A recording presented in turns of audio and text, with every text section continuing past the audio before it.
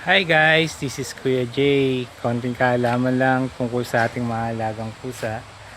Alam nyo ba guys, kung bakit ginagawa sa atin ng ating mga pusa yung pagmamasahe? O sa English naman kung tawagin nila ay kneading.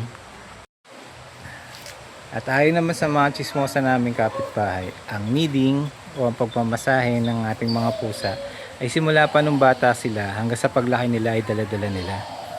Ginagawa ng ating mga pusa yan tuwing sila ay dumedede sa kanilang nanay. Pinupush nila yung tiyan ng nanay nila para lumabas yung gatas.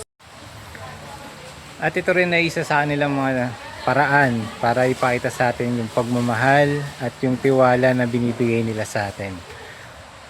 At ito rin yung isa sa mga paraan nila para mag-iwan ng amoy sa atin o tinatawag na scent gland na nanggagaling sa kanilang mga paa. Nakatibayan na kanila ka na lang. Sana all. Kanila na lang inaangkin.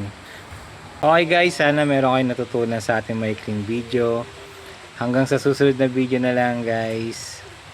Ingat kayo. God bless. Paalam.